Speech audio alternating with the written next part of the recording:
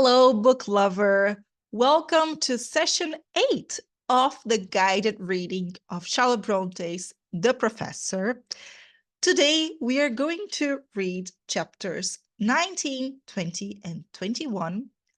But before we do that, let's recap and let's think about what we read and discussed last time. So last time we read and discussed chapters 16, 17, and 18.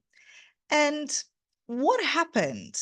Well, we know that William begins to realize that he had underestimated Mademoiselle Henri. Forgive me, forgive my voice.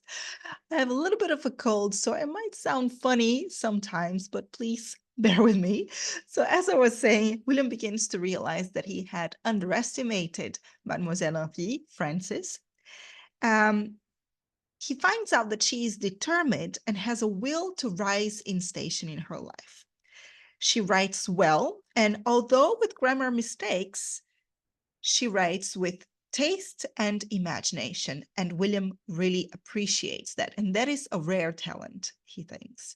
And the more he reads what she writes and the more he connects with her, the more mesmerized he is by this girl, this young woman. He becomes curious about her and takes every opportunity to find out more about her. He learns that her father was Swiss and her mother English, hence her English name, Frances Evans. He learns that she lives with her aunt Julienne, as both her parents passed away. She does not like to teach lace mending or embroidery, but it is through this occupation that she has managed to pay for her studies. So she used her skills in lace mending to earn money and then use that money to pay for her education, which is, of course, something to admire. And William admires that. And now she's taking English lessons with William because she wants to improve her English, go to England, and enlarge her world. Her world was small in Switzerland, so after her parents died, she moved to Brussels with her aunt, and her world is still small but bigger than it was before. And perhaps her world will still be small if she moves to England, if she remains a teacher or a governess. She will live in a bubble, she knows, but at least her world will be larger than it was when she only knew Switzerland and Belgium. So that's something I admire also in Frances. And she is also fed up with the duplicity of the adults around her. And she refers indirectly, although William knows who she's talking about. She refers to Mademoiselle Reuter, the directress of the pensionnat where she works, where she and William work. William becomes more and more captivated by her, and he notices that she has changed, improved by intellectual stimulus. And all the time, Mademoiselle Reuter is jealous. She watches them constantly and closely. And at the end of chapter 21, at the end of chapter 18, we learn that Mademoiselle Henri, Frances, was persuaded to leave the pensionnat by the directress and left no address.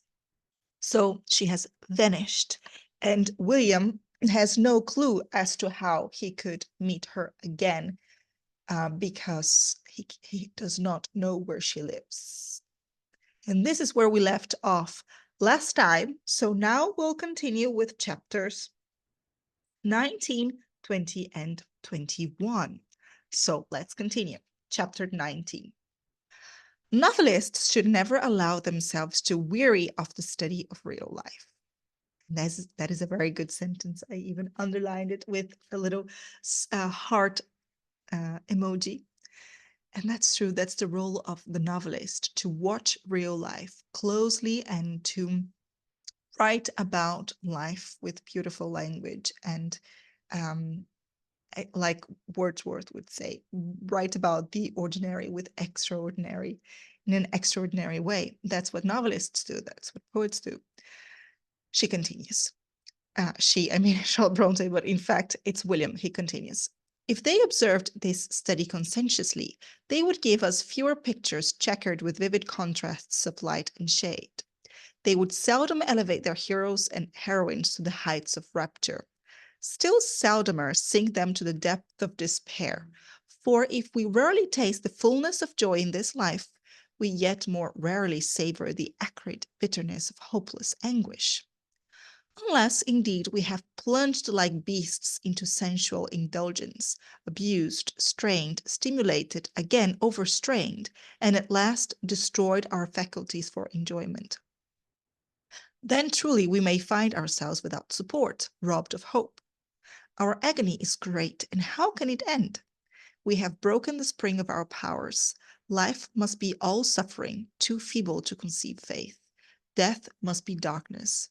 God, spirits, religion can have no place in our collapsed minds, where linger only hideous and polluting recollections of vice. And time brings us on to the brink of the grave, and dissolution flings us in, a rag eaten through and through with disease, wrung together with pain, stamped into the churchyard, sawed by the inexorable heel of despair. And it feels like from this chapter onwards, Charlotte Brontë uses language in a more interesting way. Or is that just me? Would you agree with this? I really like the way she uses language in this chapter, especially in this beginning in which she digresses, or William digresses from the plot in order to write about this clash between reason and sensibility. So, but then he says, but the man of regular life and rational mind never despairs. And he's proud to call himself a reasonable man, so he does not despair. I ask, what does a man of a regular life and rational mind do in such cases of despair?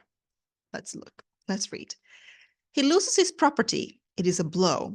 He staggers a moment. Then his energies, roused by the smart, are at work to seek a remedy. Activity soon mitigates regret. Sickness affects him. He takes patience, endures what he cannot cure. Acute pain racks him. His writhing limbs know not where to find rest. He leans on hope's anchors. Death takes from him what he loves, roots up and tears violently away the stem round which his affections were twined. A dark, dismal time, a frightful wrench. But some morning religion looks into his desolate house with sunrise, and says that in another world, another life, he shall meet his kindred again. She, and that's religion with a capital R. So the power of religion to give solace to earthly agonies. So she, religion, she speaks of that world, another life beyond our earthly existence. She speaks of that world as a place unsullied by sin, of that life as an era unembittered by suffering. She mightily strengthens her consolation by connecting with it two ideas which mortals cannot comprehend, but on which they love to repose: eternity, immortality, also with capital letters. When an author capitalizes a word, they give it extra meaning, extra power, right? So here, religion, eternity, and immortality are all capitalized. And the mind of the mourner, being filled with an image, faint yet glorious, of heavenly hills all light and peace, of a spirit resting there in bliss, of a day when his spirit shall also alight there, free and disembodied, of a reunion perfected by love, purified from fear, he takes courage, goes out to encounter the necessities and discharge the duties of life. And though sadness may never lift her burden from his mind, hope, capital H, will enable him to support it. Well, and what suggested all this digression? And what is the inference to be drawn therefrom? What suggested it is the circumstance of my best pupil, my treasure. Look how he refers to Francis now, my pupil, my treasure, being snatched from my hands and put away out of my reach. The inference to be drawn from it is that being a steady, reasonable man, I did not allow the resentment, disappointment, and grief engendered in my mind by this evil chance to grow there to any monstrous size. Nor did I allow them to monopolize the whole space of my heart. I pent them, on the contrary, in one straight and secret nook. In the daytime, too, when I was about my duties, I put them on the silent system. And it was only after I had closed the door of my chamber at night that I somewhat relaxed my severity towards these morose nurslings and allowed vent to their language of murmurs. Then, in revenge, they sat on my pillow, haunted my bed, and kept me awake with their long midnight cry. So he calls himself um, reasonable man, right? Remember, we have seen many instances in the novel in which his view of reality does not really correspond to reality itself. The way he reads or interprets people are not always correct. So here he says he will not let anguish take over him, and he does not let that happen in daytime when he's surrounded by others, but when he is alone, he gives vent to his feelings, and then he lets himself be carried away by sensibility. A week passed. I had said nothing more to Mademoiselle Reuter. I had been calm in my demeanor to her, though stony cold and hard. When I looked at her, it was with the glance fitting to be bestowed on one who I know and had consulted jealousy as an adviser and employed treachery as an instrument. The glance of quiet disdain and rooted distrust. On Saturday evening, ere I left the house, I stepped into the salle à manger where she was sitting alone, and placing myself before her, I asked with the same tranquil tone and manner that I should have used had I put the question for the first time. Mademoiselle, will you have the goodness to give me the address of Francis Evans Henry? A little surprised, but not disconcerted, she smilingly disclaimed any knowledge of that address, adding, Monsieur has perhaps forgotten that I explained all about that circumstance before, a week ago? Mademoiselle, I continued, you would greatly oblige me by directing me to that young person's abode. She seemed somewhat puzzled, and at last, looking up with an admirably counterfeited air of naivete, she demanded, Does monsieur think I am telling an untruth? Still avoiding to give her a direct answer, I said, It is not then your intention, mademoiselle, to oblige me in this particular. But, monsieur, how can I tell you what I do not know? Very well. I understand you perfectly, mademoiselle, and now I have only 2 or 3 words to say. This is the last week in July. In another month, the vacation will commence. Have the goodness to avail yourself of the leisure it will afford you to look out for another English master. At the close of August, I shall be under the necessity of resigning my post in your establishment. I did not wait for her comments on this announcement, but bowed and immediately withdrew. So he threatens to resign. In fact, he does resign. He resigns because he feels she's not telling him the truth and hiding the whereabouts of his treasure, Mademoiselle Henri. That same evening, soon after dinner, a servant brought me a small packet. It was directed in a hand I knew, but I had not hoped so soon to see again. Being in my own apartment and alone, there was nothing to prevent my immediately opening it. It contained 4 5-franc pieces and a note in English. This is a note. Monsieur, I came to Mademoiselle Reuter's house yesterday at the time when I knew you would be just about finishing your lesson, and I asked if I might go into the schoolroom and speak to you. Mademoiselle Reuter came out and said you were already gone. It had not yet struck 4, so I thought she must be mistaken, but concluded it would be vain to call another day on the same errand. In one sense, a note will do as well. It will wrap up the 20 francs, the price of the lessons I have received from you.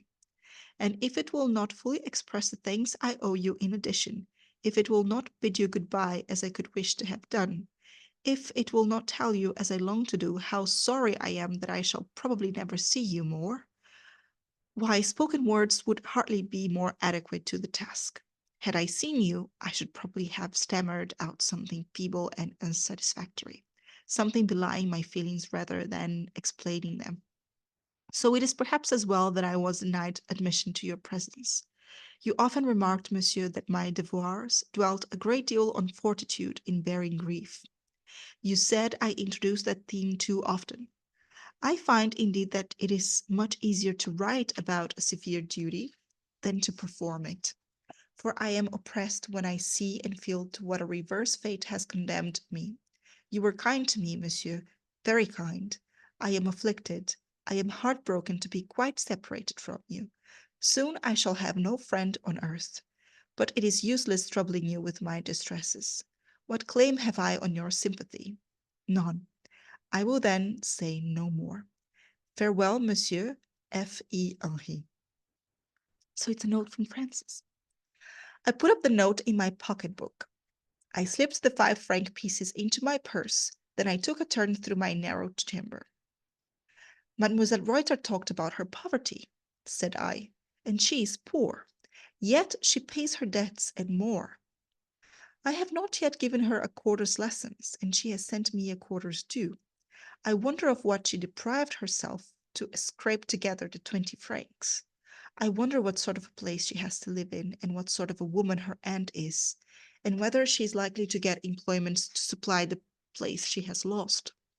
No doubt she will have to trudge about long enough from school to school to inquire here and apply there, be rejected in this place, disappointed in that.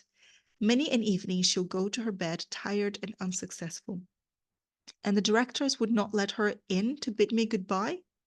I might not have the chance of standing with her for a few minutes at a window in the schoolroom and exchanging some half-dozen of sentences, getting to know where she lived, putting matters in train for having all things arranged to my mind? No address on the note, I continued, drawing it again from the pocketbook and examining it on each side of the 2 leaves. Women are women, that is certain, and always do business like women.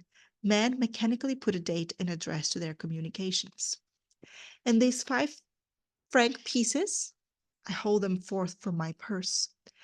If she had offered me them herself instead of tying them up with a thread of green silk in a kind of Lilliputian packet, I could have thrust them back into her little hand and shut up the small taper fingers over them, so, and compelled her shame, her pride, her shyness, all to yield to a little bit of determined will.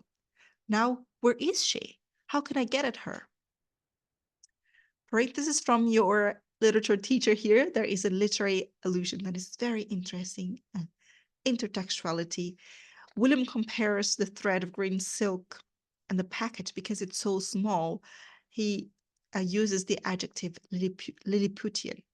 And that is an adjective that derives from a fictional place, Lilliput, created by Jonathan Swift in his novel Gulliver's Travels from 1726. It's a very interesting novel, and it's filled with criticism and to contemporary politicians and policies of the time. So it's very interesting to unravel the layers of meanings within that book if we read it in context. Perhaps that's something we can do at Books and Culture sometime. If you're interested, let me know. And this is not the only time that he refers to Gulliver's Travels. Well, if you haven't read Gulliver's Travels, Lilliput is the island that Gulliver finds in his travels around the world, in which the people are very small. They're miniatures.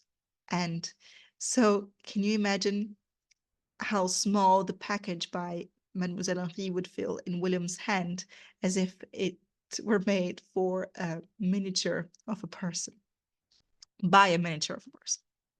So, close parenthesis, and let's continue. Opening my chamber door, I walked down into the kitchen.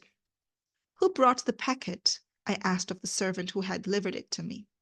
Un petit commissionnaire, monsieur. Did he say anything? Rien. And I wended my way up the back stairs, wondrously the wiser for my inquiries. No matter, said I to myself as I again closed the door. No matter, I'll seek her through Brussels. And I did. I sought her day by day whenever I had a moment's leisure for 4 weeks. I sought her on Sundays all day long. I sought her on the boulevards, in the Allée Verte, in the park. I sought her in Saint Gudule and Saint Jacques. I sought her in the two Protestant chapels. I attended this latter at the German, French, and English services, not doubting that I should meet her at one of them. All my researches were absolutely fruitless. My security on the last point was proved by the event to be equally groundless with my other calculations. I stood at the door of each chapel after the service and waited till every individual had come out, scrutinizing every gown draping a slender form, peering under every bonnet covering a young head. In vain. I saw girlish figures pass me, drawing their black scarfs over their sloping shoulders, but none of them had the exact turn and air of Mademoiselle Henri's. So he's really mesmerized, he's really enchanted by Mademoiselle Henri. He does not have her address, but he's gonna look for her everywhere, all through Brussels, and he's been doing that for 4 weeks straight, but in vain. I saw pale and thoughtful faces encadrées in bands of brown hair, but I never found her forehead, her eyes, her eyebrows. All the features of all the faces I met seemed frittered away because my eye failed to recognize the peculiarities it was bent upon. An ample space of brow and a large, dark, and serious eye, with a fine but decided line of eyebrow traced above. She has probably left Brussels. Perhaps is gone to England as she said she would, muttered I inwardly as on the afternoon of the fourth Sunday I turned from the door of the Chapel Royal, which the doorkeeper had just closed and locked, and followed in the wake of the last of the congregation, now dispersed and dispersing over the square. I had soon outwalked the couples of English gentlemen and ladies. Gracious goodness, this is his comment in parentheses. Gracious goodness, why don't they dress better? My eye is yet filled with visions of the high-flounced, slovenly, and tumbled dresses in costly silk and satin, of the large, unbecoming collars in expensive lace, of the ill-cut coats and strangely fashioned pantaloons which every Sunday at the English service fill the choirs of the Chapel Royal, and after it issuing forth into the square, came into disadvantageous contrast with freshly and trimly attired foreign figures hastening to attend salute at the Church of Coburg. So he compares the English and the Belgian um, churchgoers. But closing parenthesis, I had passed these pairs of Britons and the groups of pretty British children and the British footmen and waiting maids. I had crossed the Place Royale and got into the Rue Royale. Thence I had diverged into the Rue de Louvain, an old and quiet street. I remember that, feeling a little hungry and not desiring to go back and take my share of the goûter, now on the refectory table at Pellé's, to wit, pistolets and water, bread and water, if I'm not mistaken, I stepped into a baker's and refreshed myself on a koek. It is a Flemish word. I don't know how to spell it. A Corinthe Anglaise, a currant bun, and a cup of coffee. And then I strolled on towards the Porte de Louvain. Very soon I was out of the city and slowly mounting the hill which ascends from the gate. I took my time, for the afternoon, though cloudy, was very sultry, and not a breeze stirred to refresh the atmosphere. No inhabitant of Brussels need wander far to search for solitude. Let him but move half a league from his own city, and he will find her brooding still and blank over the wide fields, so drear though fertile, spread out treeless and trackless round the capital of Brabant. Remembering times of difficulty, he turns to nature, and that's what he does. He walks away from the city center. Having gained the summit of the hill, and having stood and looked long over the cultured but lifeless campaign, I felt a wish to quit the high road, which I had hitherto followed, and get in among those tilled grounds, fertile as the beds of a and now this is another word from Jonathan Swift. Let's see if I can pronounce it. Brobd, Brobdingnagian kitchen garden. He refers to Brobdingen, Brobdingen, Brobding. Never mind. You know what I'm talking about. And that's another island created by Swift. And that one, opposite, in contrast with Lilliput, is a place inhabited by giants. So, like giant kitchen gardens, that's the fields that he sees on the horizon, where spreading far and wide, even to the boundaries of the horizon, where from a dusk green distance changed them to a sullen blue and confused their tints with those of the livid and thunderous looking sky. Accordingly, I turned up a bypath to the right. I had not followed it far ere it brought me, as I expected, into the fields, amidst which, just before me, stretched a long and lofty white wall enclosing, as it seemed from the foliage showing above, some thickly planted nursery of yew and cypresses, for of that species were the branches resting on the pale parapets, and crowding gloomily about a massive cross, planted doubtless on a central eminence and extending its arms, which seemed of black marble over the summits of those sinister trees. I approached, wondering to what house this well-protected garden appertained. I turned the angle of the wall, thinking to see some stately residence. I was close upon great iron gates. There was a hut serving for a lodge near, but I had no occasion to apply for the key. The gates were open. I pushed one leaf back. Rain had rusted its hinges, for it groaned dolefully as they revolved. Thick planting embowered the entrance. Passing up the avenue, I saw objects on each hand which, in their own mute language of inscription and sign, explained clearly to what abode I had made my way. This was the house appointed for all living. Crosses, monuments, and garlands of everlastings announced the Protestant cemetery outside the gate of Louvain. So he sees what he thinks initially is a kind of secret enclosed garden because of the walls and the vegetation and the tree branches looming above. But he comes to realize the gates are open, although rusty, that it is in fact the doors, the gates to a cemetery. The place was large enough to afford half an hour's strolling without the monotony of treading continually the same path. And for those who love to peruse the annals of graveyards, here was variety of inscription enough to occupy the attention for double or treble that space of time. Hither people of many kindreds, tongues, and nations had brought their dead for interment. And here, on pages of stone, I like that image, pages of stone, so the inscriptions on the tombs. Of marble and of brass were written names, dates, last tributes of pomp or love in English, in French, in German, and Latin. Here the Englishman had erected a marble monument over the remains of his Mary Smith or Jane Brown, and inscribed it only with her name. There the French widower had shaded the grave of his Elmire or Celestine with a brilliant thicket of roses, amidst which a little tablet rising bore an equally bright testimony to her countless virtues. Every nation, tribe, and kindred mourned after its own fashion. And how soundless was the mourning of all! My own tread, though slow and upon smooth-rolled paths, seemed to startle because it formed the sole break to a silence otherwise total. Not only the winds, but the very fitful, wandering airs were that afternoon, as by common consent, all fallen asleep in their various quarters. So all is still, all is quiet. He can only listen to his own footsteps. Look at this. The wandering airs are even asleep.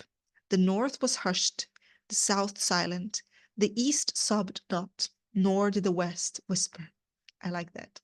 See what I mean when I mentioned that this chapter is more poetic than the others so far. I really like it.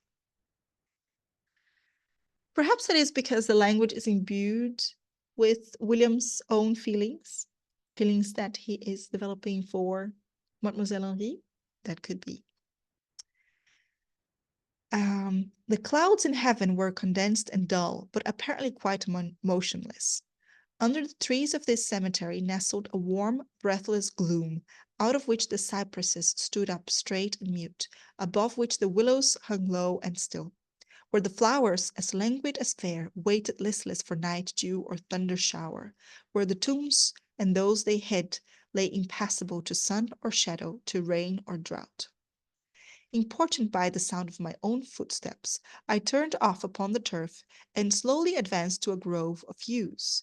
I saw something stir among the stems. I thought it might be a broken branch swinging. My short-sighted vision had caught no form, only a sense of motion. But the dusky shade passed on, appearing and disappearing in the openings in the avenue. I soon discerned it was a living thing, and a human thing, and drawing nearer, I perceived it was a woman, pacing slowly to and fro, and evidently deeming herself alone, as I had deemed myself alone, and meditating as I had been meditating. Ere long she returned to a seat which I fancy she had but just quitted, or I should have caught sight of her before. It was in a nook, screened by a clump of trees. There was the white wall before her, and a little stone set up against the wall, and at the foot of the stone was an allotment of turf freshly turned up, a new-made grave. I put on my spectacles and passed softly close behind her, glancing at the inscription on the stone. I read, Julienne Henri, died at Brussels, aged 60, August 10th, 18. Having perused the inscription, I looked down at the form sitting bent and thoughtful just under my eyes, unconscious of the vicinity of any living thing. It was a slim, youthful figure in mourning apparel of the plainest black stuff, with a little simple black crape bonnet. I felt as well as saw who it was. And moving neither hand nor foot, I stood some moments enjoying the security of conviction. I had sought her for a month and had never discovered one of her traces, never met a hope or seized a chance of encountering her anywhere. I had been forced to loosen my grasp on expectation, and but an hour ago had sunk slackly under the discouraging thought that the current of life and the impulse of destiny had swept her forever from my reach. And behold, while bending suddenly earthward beneath the pressure of despondency, while following with my eyes the track of sorrow on the turf of a graveyard, here was my lost jewel dropped on the tear-fed herbage, nestling in the messy and moldy roots of yew trees. He found her when he gave up looking and just followed his mood into the kind of wilderness. He left the city center and just kept walking, soaking in the the picturesque, um, the the landscape around him. He finds his way as if by magic, destiny, call it whatever you wish, coincidence. He finds this Protestant cemetery. It's important that it's Protestant, not Catholic, right? In this novel. And he finds her there, Frances, at the freshly made grave of Julienne, that is her aunt. Frances sat very quiet, her elbow on her knee, and her head on her hand. I knew she could retain a thinking attitude a long time without change. At last a tear fell. She had been looking at the name on the stone before her, and her heart had no doubt endured one of those constrictions with which the desolate living, regretting the dead, are at times so sorely oppressed. Many tears rolled down, which she wiped away again and again with her handkerchief. Some distressed sobs escaped her, and then, the paroxysm over, she sat quiet as before. I put my hand gently on her shoulder, no need further to prepare her, for she was neither hysterical nor liable to fainting fits. A sudden push, indeed, might have startled her, but the contact of my quiet touch merely woke attention as I wished, and though she turned quickly, yet so lightning swift is thought, in some minds specially, I believe the wonder of what, the consciousness of who it was that thus stole unawares on her solitude, had passed through her brain and flashed into her heart even before she had effected that hasty movement. At least amazement, capital A, had hardly opened her eyes and raised them to mine, ere recognition, capital R, informed their irids with most speaking brightness. Nervous surprise had hardly discomposed her features, ere a sentiment of most vivid joy shone clear and warm on her whole countenance. I had hardly time to observe that she was wasted and pale, ere called to feel a responsive inward pleasure by the sense of most full and exquisite pleasure, glowing in the animated flush, and shining in the expansive light now diffused over my pupil's face. It was the summer sun flashing out after the heavy summer shower, and what fertilizes more rapidly than that beam, burning almost like fire in its ardor? And here it's one of many references that he makes to light and fire and brightness when he refers to her eyes. I hate boldness, that boldness which is of the brassy brow and insensate nerves, but I love the courage of the strong heart, the fervor of the generous blood. I loved with passion the light of Francis Evans' clear hazel eye when it did not fear to look straight into mine. I loved the tones with which she uttered the words, mon maître, my master. I loved the movement with which she confided her hand to my hand. I loved her as she stood there, penniless and parentless, for a sensualist charmless, for me a treasure, my best object of sympathy on earth, thinking such thoughts as I thought, feeling such feelings as I felt, my ideal of the shrine in which to seal my stores of love, personification of discretion and forethought, of diligence and perseverance, of self denial and self control. Those guardians, those trusty keepers of the gift I longed to confer on her, the gift of all my affections, model of truth and honor, of independence and conscientiousness, those refiners and sustainers of an honest life, silent possessor of a well of tenderness, of a flame as genial as still, as pure as quenchless, of natural feeling, natural passion, those sources of refreshment and comfort to the sanctuary of home. Look at the words he uses to describe why he loves her: personification of discretion, forethought, diligence, perseverance, self denial, self control, model of truth, honor, independence, conscientiousness, silent possessor of a well of tenderness, of a flame as genial as still, as pure as quenchless, of natural feeling, natural passion. That's why he loves her. That's what sets her apart from everyone else. I knew how quietly and how deeply the well bubbled in her heart. I knew how the more dangerous flame burned safely under the eye of reason.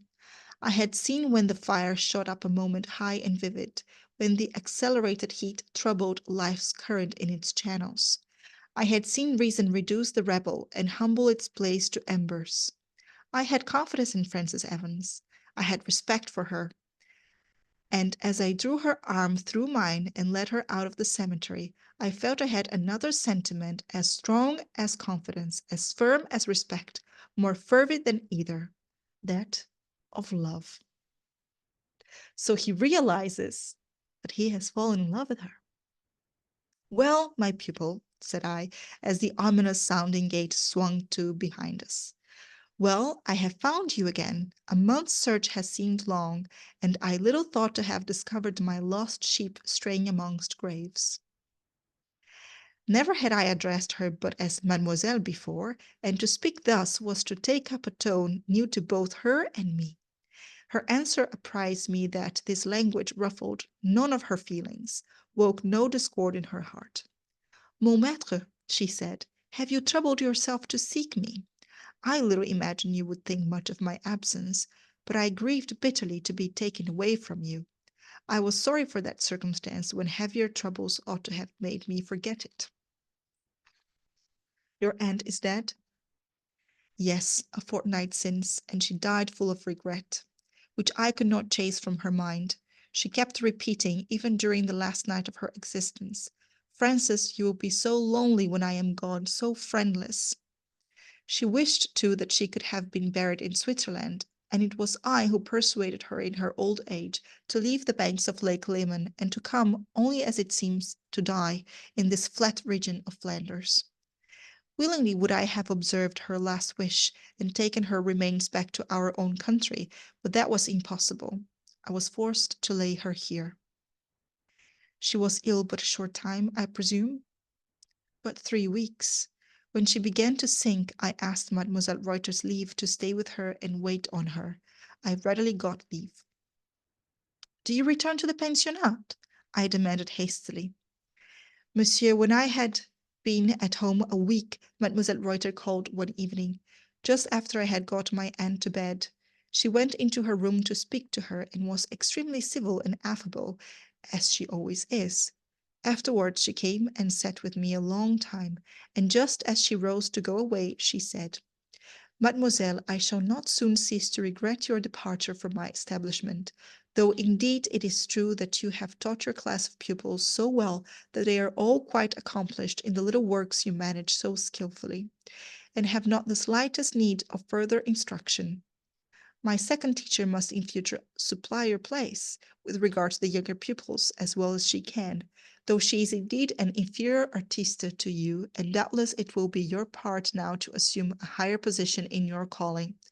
I am sure you will find I'm sure you will everywhere find schools and families willing to profit by your talents.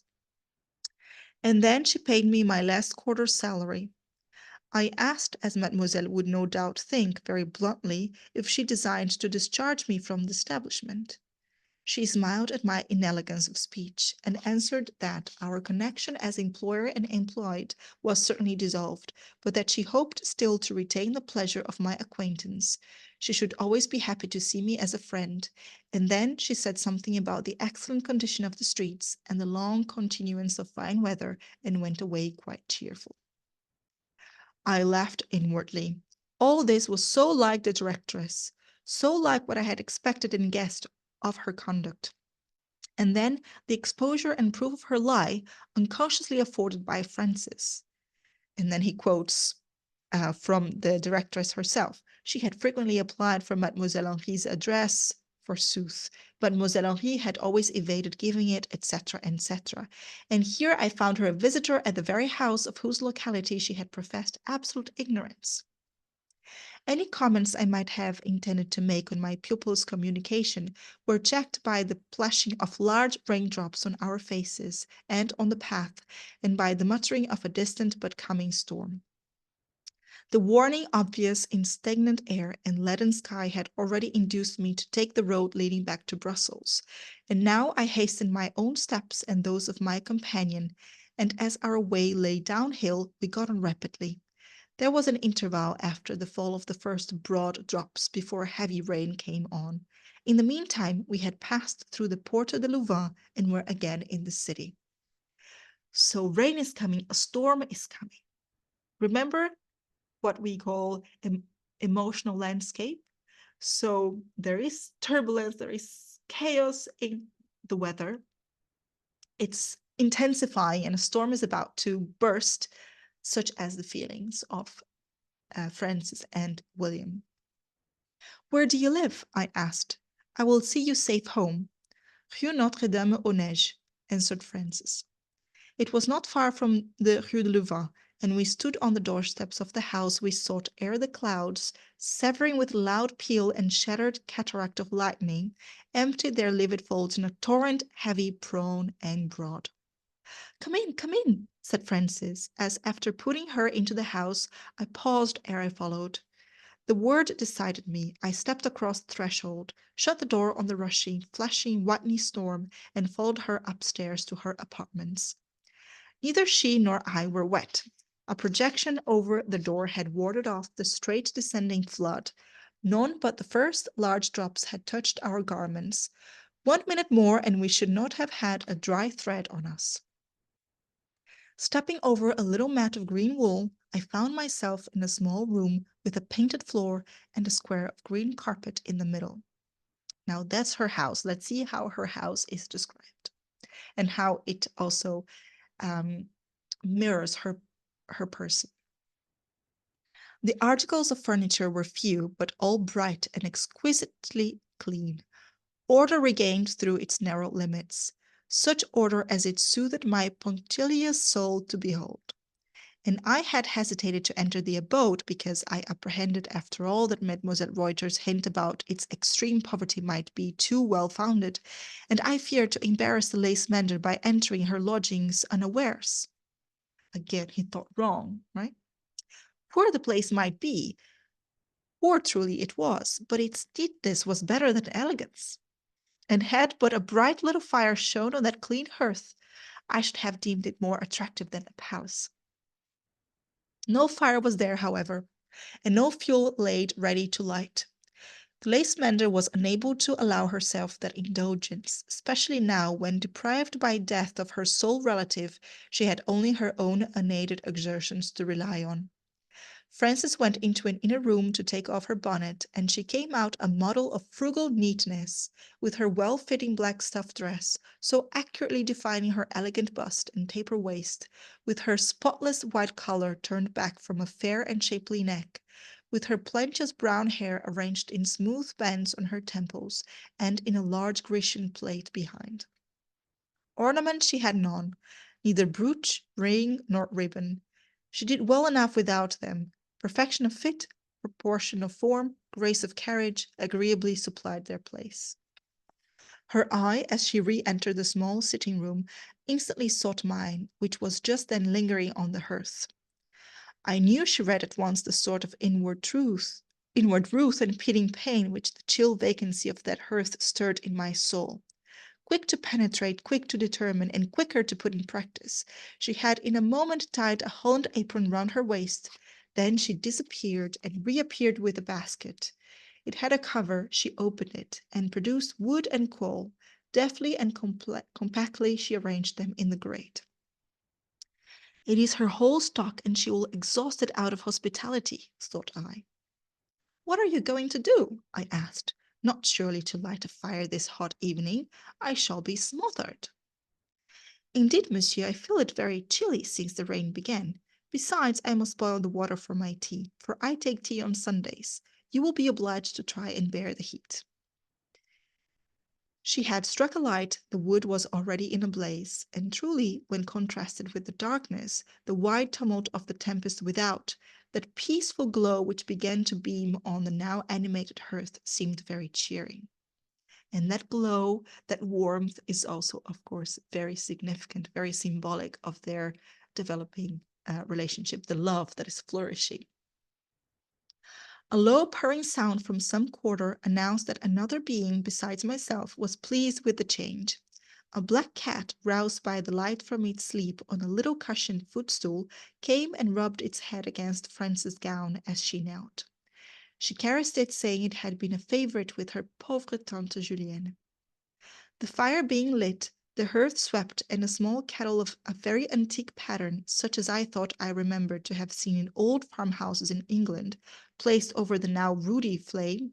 Frances' hands were washed, and her apron removed in an instant. Then she opened a cupboard and took out a tea tray, on which she had soon arranged a china tea equipage, whose pattern, shape, and size denoted a remote antiquity. A little old-fashioned silver spoon was deposited in each saucer, and a pair of silver tongs, equally old-fashioned, were laid on the sugar basin. From the cupboard, too, was produced a tiny silver cream ewer, not larger than an eggshell. While making these preparations, she chanced to look up, and reading curiosity in my eyes, she smiled and asked, "Is this like England, monsieur?" "Like the England of 100 years ago," I replied. "Is it truly? Well, everything on this tray is at least 100 years old. These cups, these spoons, this ewer are all heirlooms. My great-grandmother left them to my grandmother, she to my mother, and my mother brought them with her from England to Switzerland and left them to me. And ever since I was a little girl, I have thought I should like to carry them back to England, whence they came." She put some pistolets on the table. She made the tea, as foreigners do make tea, i.e., at the rate of a teaspoonful to half a dozen cups. She placed me a chair, and as I took it, she asked with a sort of exultation, "Will it make you think yourself at home for a moment?" "If I had a home in England, I believe it would recall it," I answered, and in truth, there was a sort of illusion in seeing the fair-complexioned English-looking girl presiding at the English meal and speaking in the English language. "You have then no home," was her remark. "None, nor ever have had. If ever I possess a home, it must be one of my own making, and the task is yet to begin." And as I spoke, a pang, new to me, shot across my heart. It was a pang of mortification at the humility of my position, and the inadequacy of my means, while with that pang was born a strong desire to do more, earn more, be more, possess more, and in the increased possessions, my roused and eager spirit panted to include the home I had never had, the wife I inwardly vowed to win.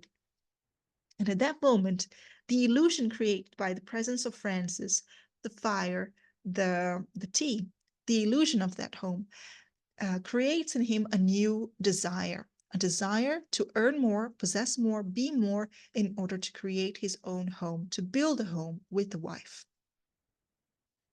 Frances' tea was little better than hot water, sugar, and milk, and her pistolets, with which she could not offer me butter, were sweet to my palate as manna.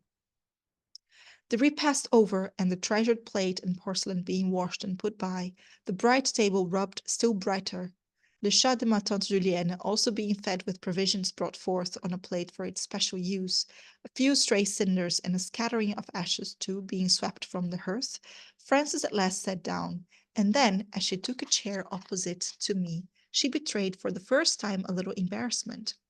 And no wonder, for indeed I had unconsciously watched her rather too closely, followed all her steps and all her movements a little too perseveringly with my eyes, for she mesmerized me by the grace and alertness of her action, by the deft, cleanly, and even decorative effect resulting from each touch of her slight and fine fingers.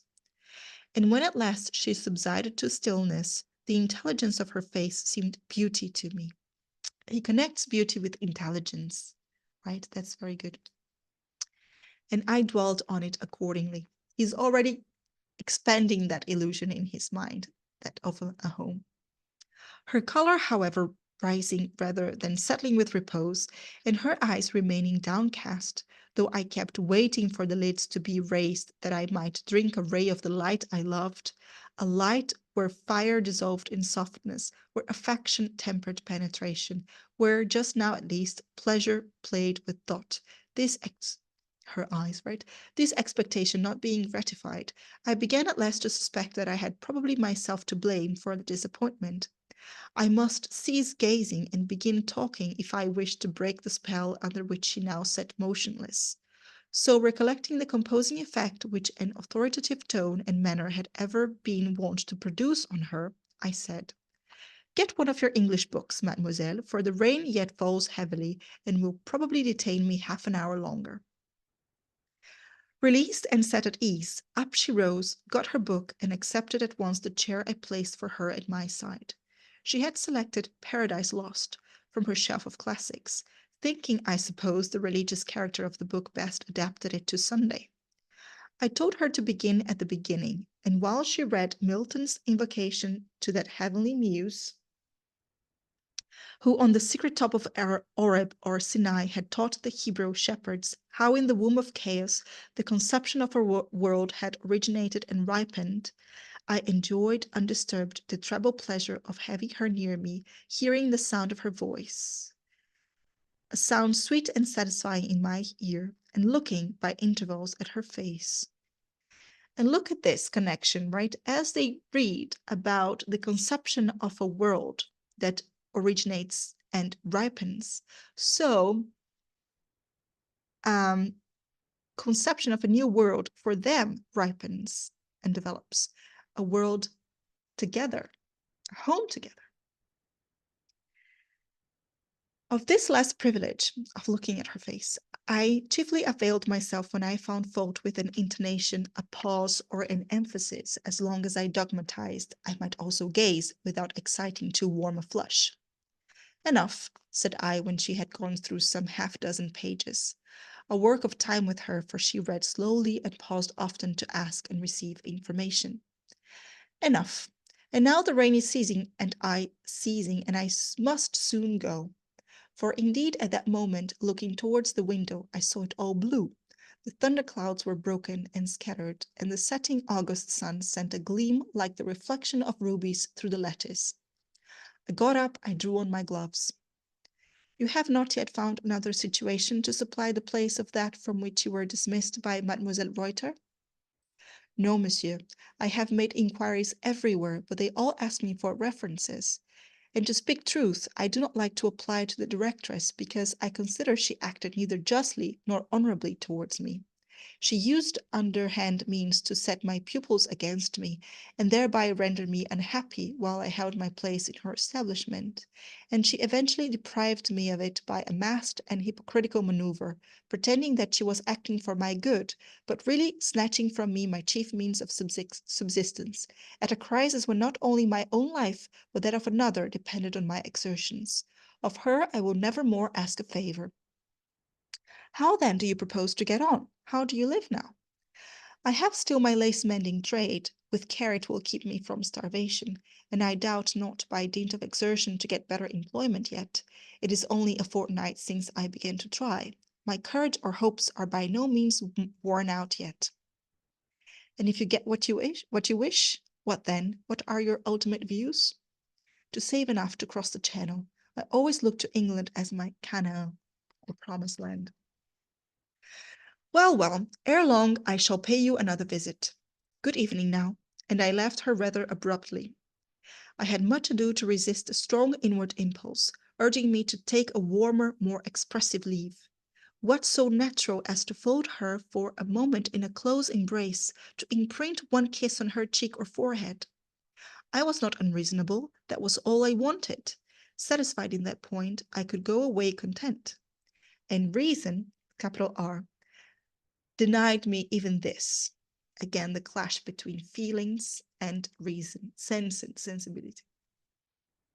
She, reason, ordered me to turn my eyes from her face and my steps from her apartment, to quit her as dryly and coldly as I would have quitted old Madame Pelet.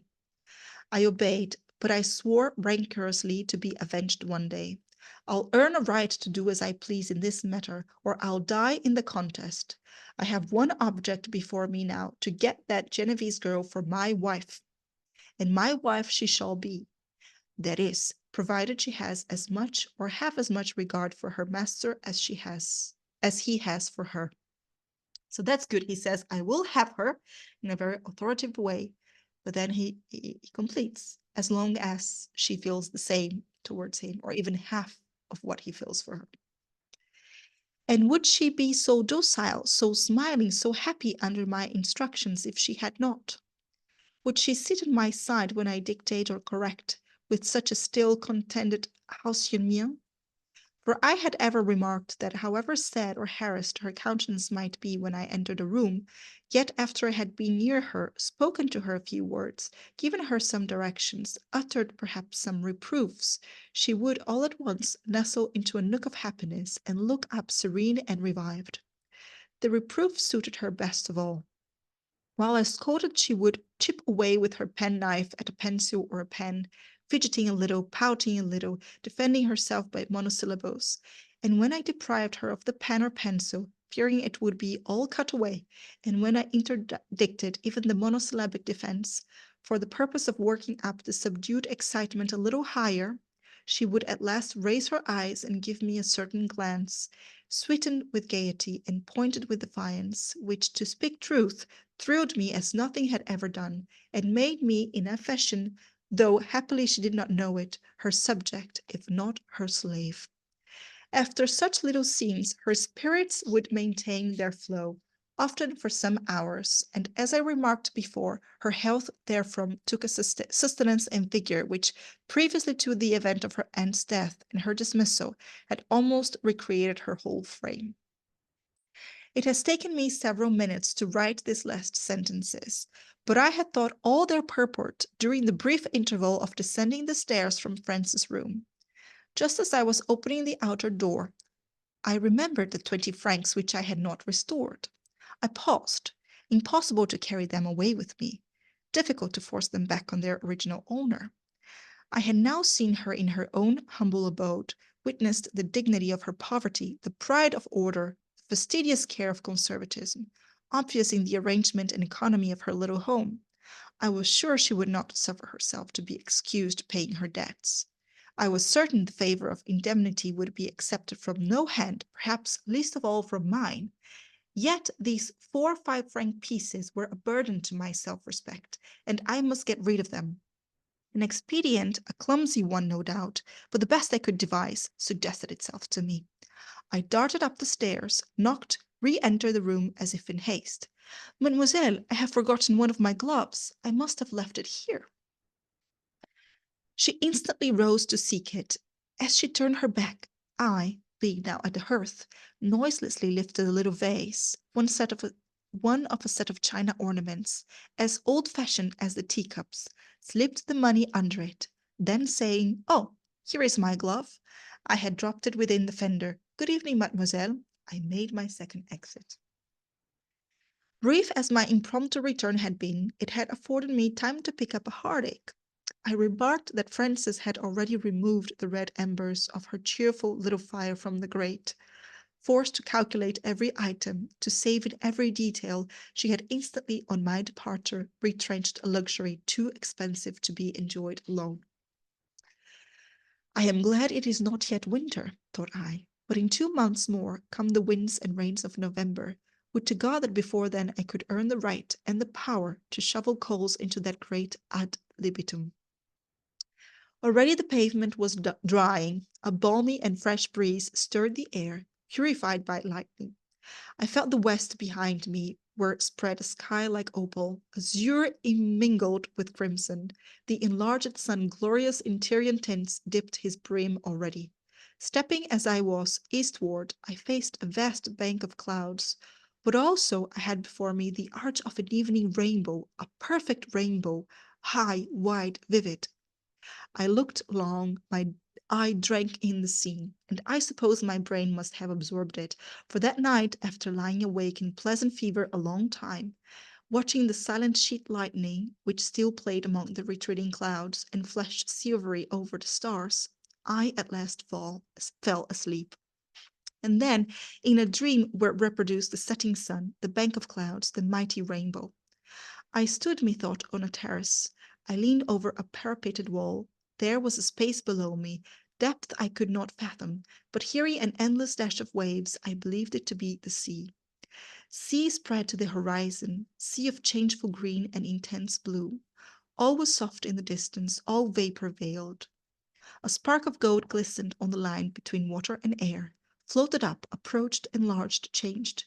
The object hung midway between heaven and earth, under the arch of the rainbow. The soft but dusk clouds diffused behind. It hovered as on wings. Pearly, fleecy, gleaming air streamed like raiment round it. Light tinted with carnation colored what seemed face and limbs. A large star shone with still luster on an angel's forehead. An upraised arm and hand, glancing like a ray, pointed to the bow overhead, and a voice in my heart whispered, "Hope smiles on effort." And that's the end of chapter 19. This is a long chapter. It ends with this symbolic rainbow and the dream he has afterwards. He sees the sea, the endless sea, he sees the sky, he sees the rainbow, and he sees emerging the faith of an angel that tells him that hope smiles on effort. And I'm sure he takes that as a sign to fight for what he wants, and that is Mademoiselle Henri as a wife. As this chapter is quite long, I think I'm going to cut our session short. So instead of reading still chapters 20 and 21, we'll take a look at chapter 20 and leave chapters 21, 22, and 23 for last time. So let's take a look at chapter 20. A competency was what I wanted. A competency it was now my aim and resolve to secure. But never had I been farther from the mark. With August the school year, l'année scolaire, closed, the examinations concluded, the prizes were adjudged, the schools dispersed, the gates of all colleges, the doors of all pensionnats shut, not to be reopened till the beginning or middle of October. The last day of August was at hand, and what was my position? Had I advanced a step since the commencement of the past quarter? On the contrary, I had receded one. By renouncing my engagement as English master in Mademoiselle Reuter's establishment, I had voluntarily cut off £20 from my yearly income. I had diminished my £60 per annum to 40, and even that sum I now held by a very precarious tenure. It is some time since I made any reference to Monsieur Pelé. The moonlight walk is, I think, the last incident recorded in this narrative where that gentleman cuts any conspicuous figure. The fact is, since that event, a change had come over the spirit of our intercourse.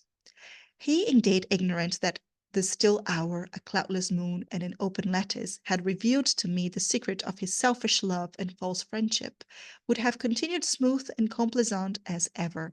But I grew spiny as a porcupine and inflexible as a blackthorn cudgel. I never had a smile for his raillery, never a moment for his society. His invitations to take coffee with him in his parlor were invariably rejected, and very stiffly and sternly rejected too. His jesting allusions to the directress, which he still continued, were heard with a grim calm very different from the petulant pleasure they were formerly wont to excite. For a long time Pelé bore with my frigid demeanor very patiently. He even increased his attentions. But finding that even a cringing politeness failed to thaw or move me, he at last altered too. In his turn he cooled, his invitation ceased. His countenance became suspicious and overcast, and I read in the perplexed yet brooding aspect of his brow a constant examination and comparison of premises, and an anxious endeavour to draw thence some explanatory inference. Ere long, I fancy, he succeeded, for he was not without penetration. Perhaps too Mademoiselle Zoraide might have aided him in the solution of the enigma. At any rate, I soon found that the uncertainty of doubt had vanished from his manner. Renouncing all pretence of friendship and cordiality, he adopted a reserved, formal, but still scrupulously polite deportment. This was the point to which I had wished to bring him, and I was now again comparatively at my ease. I did not, it is true, like my position in his house, but being freed from the annoyance of false professions and double dealing, I could endure it, especially as no heroic sentiment of hatred or jealousy of the director distracted my philosophical soul. He had not, I found, wounded me in a very tender point. The wound was so soon and so radically healed, leaving only a sense of contempt for the treacherous fashion in which it had been inflicted, and a lasting mistrust of the hand which I had detected attempting to stab in the dark.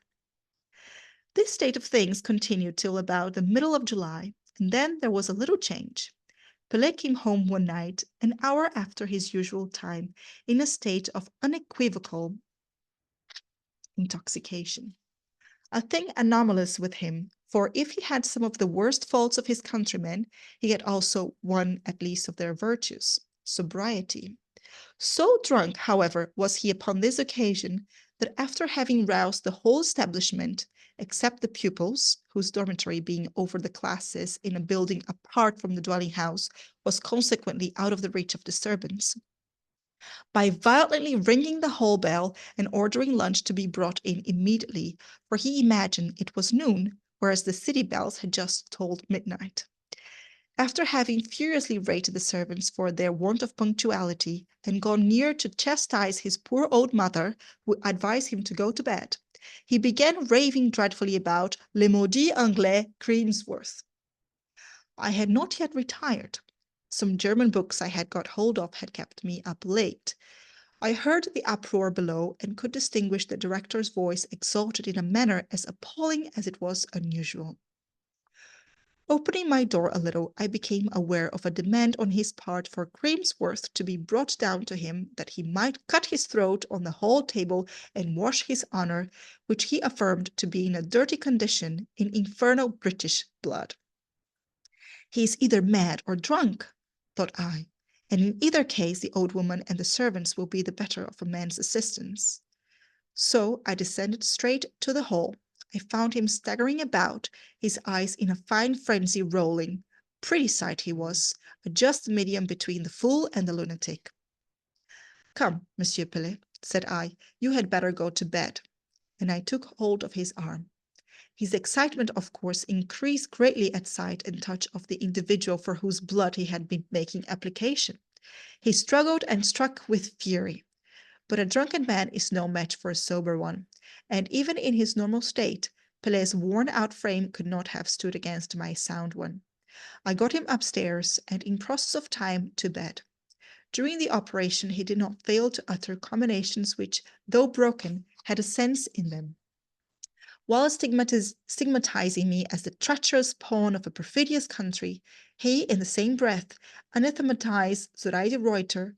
He termed her femme sotte et vicieuse, who in a fit of lewd caprice had thrown herself away on an unprincipled adventurer, directing the point of the last appellation by a furious blow obliquely aimed at me. I left him in the act of bounding elastically out of the bed into which I had tucked him. But as I took the precaution of turning the key in the door behind me, I retired to my own room, assured of his safe custody till the morning, and free to draw undisturbed conclusions from the scene I had just witnessed. Now it was precisely about this time that the directress, stung by my coldness, bewitched by my scorn, and excited by the preference she suspected me of cherishing for another, had fallen into a snare of her own laying, was herself caught in the meshes of the very passion with which she wished to entangle me. Conscious of the state of things in that quarter, I gathered from the condition in which I saw my employer that his lady love had betrayed the alienation of her affections. Inclinations, rather, I would say. Affection is a word at once too warm and too pure for the subject. Had let him see that the cavity of her hollow heart, emptied of his image, was now occupied by that of his usher. It was not without some surprise that I found myself obliged to entertain this view of the case. Pelé, with his old established school, was so convenient, so profitable a match. Zoraide was so calculating, so interested a woman. I wondered mere personal preference could, in her mind, have prevailed for a moment over worldly advantage. Yet it was evident, from what Pelé said, that not only had she repulsed him, but had even let slip expressions of partiality for me. One of his drunken exclamations was, "And the jade dotes on your youth, you raw blockhead, and talks of your noble deportment as she calls your accursed English formality, and your pure morals, forsooth. The mur de Caton a-t-elle dit sot?" Hers, I thought, must be a curious soul, where, in spite of a strong natural tendency to estimate unduly advantages of wealth and station, the sardonic disdain of her fortuneless subordinate had wrought a deeper impression than could be imprinted by the most flattering assiduities of a prosperous chef d'institution. I smiled inwardly. And strange to say, though my amour-propre was excited not disagreeably by the conquest, my better feelings remained untouched. Next day, when I saw the directress, and when she made an excuse to meet me in the corridor, and besought my notice by a demeanor and look subdued to hallowed humility, I could not love, I could scarcely pity her. To answer briefly and dryly some interesting inquiry about my health, to pass her by with a stern bow, was all I could. Her presence and manner had then, and for some time previously and consequently, a singular effect upon me. They sealed up all that was good elicited, all that was noxious in my nature. Sometimes they enervated my senses, but they always hardened my heart. I was aware of the detriment done, and quarreled with myself for the change.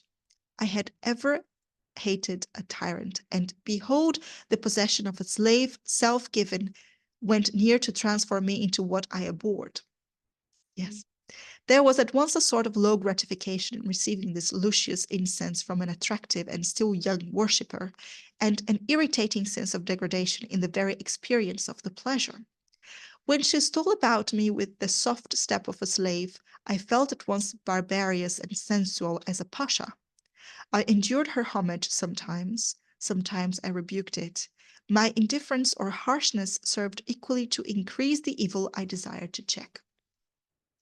Que les dédains lui sied bien, I once overheard her say to her mother. Il est beau comme Apollon quand il sourit de son air hautain. And the jolly old dame laughed and said she thought her daughter was bewitched, for I had no point of a handsome man about me, except being straight and without deformity. Pour moi, she continued, il me fait tout l'effet d'un chahouin avec ses bicycles. Worthy old girl. I could have gone and kissed her had she not been a little too old, too fat, and too red-faced. Her sensible, truthful words seemed so wholesome contrasted with the morbid illusions of her daughter. When Pelé awoke on the morning after his frenzy fit, he retained no recollection of what had happened the previous night, and his mother fortunately had the discretion to refrain from informing him that I had been a witness of his degradation. He did not again have recourse to wine for curing his griefs, but even in his sober mood he soon showed that the iron of jealousy had entered into his soul. A thorough Frenchman, the national characteristic of ferocity had not been omitted by nature in compounding the ingredients of his character. It had appeared first in his access of drunken wrath, when some of his demonstrations of hatred to my person were of a truly fiendish character, and now it was more covertly betrayed by momentary contradictions of the features and flashes of fierceness in his light blue eyes when their glance chanced to encounter me. He absolutely avoided speaking to me. I was now spared even the falsehood of his politeness. In this state of our mutual relations, my soul rebelled sometimes almost ungovernably against living in the house and discharging the service of such a man, but who is free from the constraint of circumstances? At that time I was not. I used to rise each morning eager to shake off his yoke and go out with my portmanteau under my arm, if a beggar, at least a free man. Again, he's under the oppression now, a different kind of oppression, different from what he suffered before at the hands of his brother. And he wants to leave, although a beggar, a free man, but he has to think of his circumstances. And in the evening, when I came back from the Pensionnat de Demoiselles, a certain pleasant voice in my ear, a certain face so intelligent yet so docile, so reflective yet so soft in my eyes, a certain cast of character, at once proud and pliant, sensitive and sagacious, serious and ardent in my head, a certain tone of feeling, fervid and modest, refined and practical, pure and powerful, delighting and troubling my memory, visions of new ties I longed to contract, of new duties I longed to undertake, had taken the rover and the rebel out of me, and had shown endurance of my hated lot in the light of Spartan virtue. But Pelé's fury subsided. A fortnight sufficed for its rise, progress, and extinction. In that space of time, the dismissal of the obnoxious teacher had been effected in the neighboring house, and in the same interval I had declared my resolution to follow and find out my pupil, and upon my application for her address being refused, I had summarily resigned my own post. This last act seemed at once to restore Mademoiselle Reuter to her senses. Her sagacity, her judgment, so long misled by a fascinating delusion, struck again into the right track the moment that delusion vanished. By the right track, I do not mean the steep and difficult path of principle. In that path she never trod, but the plain highway of common sense, from which she had of late widely diverged. When there, she carefully sought, and having found, industriously pursued the trail of her old suitor, Monsieur Pelet. She soon overtook him. What arts she employed to soothe and blind him I know not, but she succeeded both in allaying his wrath and hoodwinking his discernment, as was soon proved by the alteration in his mien and manner. She must have managed to convince him that I neither was, nor ever had been, a rival of his, for the fortnight of fury against me terminated in a fit of exceeding graciousness and amenity, not unmixed with a dash of exulting self-complacency, more ludicrous than irritating. Pelet's bachelor's life had been passed in proper French style with due disregard to moral restraint, and I thought his married life promised to be very French also. He often boasted to me what a terror he had been to certain husbands of his acquaintance. I perceived it would not now be difficult to pay him back in his own coin. The crisis drew on. No sooner had the holidays commenced than the note of preparation for some momentous event sounded all through the premises of Pelet. Painters, polishers, and upholsterers were immediately set to work, and there was talk of la chambre de madame, le salon de madame, Not deeming it probable that the old duenna at present graced with that title in our house had inspired her son with such enthusiasm of filial piety as to induce him to fit up apartments expressly for her use, I concluded, in common with the cook, the two housemaids, and the kitchen scullion, that a new and more juvenile madame was destined to be the tenant of these gay chambers. Presently, official announcements of the coming event was put forth. In another week's time, Monsieur François Pellet, directeur, and Mademoiselle Zoraide Reuter, directrice, were to be joined together in the bands of matrimony. Monsieur in person heralded the fact to me, terminating his communication by an obliging expression of his desire that I should continue, as heretofore, his ablest assistant and most trusted friend, and a proposition to raise my salary by an additional 200 francs per annum. I thanked him, gave no conclusive answer at the time, and when he had left me, threw off my blouse, put on my coat, and set out on a long walk outside the Porte de Flandre, in order, as I thought, to cool my blood, calm my nerves, and shake my disarranged ideas into some order.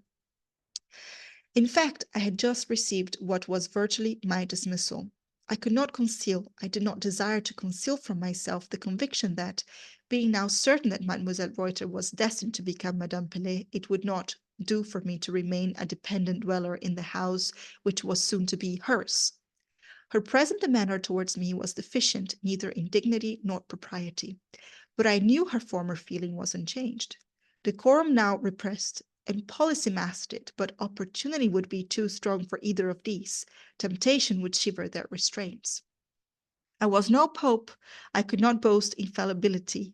In short, if I stayed, the probability was that in 3 months' time a practical modern French novel would be in full process of concoction under the roof of the unsuspecting Pelé.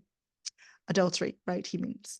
Now, modern French novels are not to my taste, either practically or theoretically. Limited as had yet been my experience of life, I had once had the opportunity of contemplating, near at hand, an example of the results produced by a course of interesting and romantic domestic treachery. No golden hail of fiction was about this example. I saw it bare and real, and it was very loathsome. I saw a mind degraded by the practice of a mean subterfuge, by the habit of perfidious deception, and a body depraved by the infectious influence of the vice-polluted soul. I had suffered much from the forced and prolonged view of this spectacle. Those sufferings I did not now regret, for their simple recollection acted as a most wholesome antidote to temptation. They had inscribed on my reason the conviction that unlawful pleasure, trenching on another's rights, is delusive and envenomed pleasure. Its hollowness disappoints at the time, its poison cruelly tortures afterwards, its effects deprave forever. From all this resulted the conclusion that I must leave Palais, and that instantly. But, said Prudence, with a capital P, you know not where to go, nor how to live. And then the dream of true love came over me. Frances Henri seemed to stand at my side, her slender waist to invite my arm, her hand to court my hand. I felt it was made to nestle in mine. I could not relinquish my right to it, nor could I withdraw my eyes forever from hers, where I saw so much happiness, such a correspondence of heart with heart, over whose expression I had such influence, where I could kindle bliss, infuse awe, stir deep delight, rouse sparkling spirit, and sometimes waken pleasurable dread. My hopes to will and possess, my resolutions to merit and rise, rose in array against me, and here I was about to plunge into the gulf of absolute destitution. And all this, suggested an inner voice, because you fear an evil which may never happen. It will happen, you know it will, answered that stubborn monitor, conscience, with a capital C. So he's personifying these moral values that are talking in his own head. Do what you feel is right. Obey me, and even in the sloughs of want, I will plant for you firm footing. And then, as I walked fast along the road, there rose upon me a strange, inly felt idea of some great being, unseen but all present, who in his beneficence desired only my welfare, and now watched the struggle of good and evil in my heart, and waited to see whether I should obey his voice, heard in the whispers of my conscience, or lend an ear to the sophisms by which his enemy and mine, the spirit of evil, sought to lead me astray. Rough and steep was the path indicated by divine suggestion, mossy and declining the green way along which temptation strewed flowers. But whereas, methought, the deity of love, the friend of all that exists, would smile well pleased were I to gird up my loins and address myself to the rude ascent, so, on the other hand, each inclination to the velvet declivity seemed to kindle a gleam of triumph on the brow of the man-hating, God-defying demon. Sharp and short I turned round. Fast I retraced my steps. In half an hour I was again at Monsieur Pelet's. I sought him in his study. Brief parley, concise explanations sufficed. My manner proved that I was resolved. He perhaps at heart approved my decision. After 20 minutes' conversation, I re-entered my own room, self-deprived of the means of living, self-sentenced to leave my present home with a short notice of a week in which to provide another. And that is the end of chapter 20. This is where we leave off today. This is where I end this session. So in this battle in his head between good and evil, and he, of course, decides to tread the path of good. So in our next session, we're going to read and discuss chapters 21, 22, and 23, and we'll continue our journey with Charlotte Bronte's The Professor. I hope you've enjoyed this session, and I'll see you next time. Bye-bye.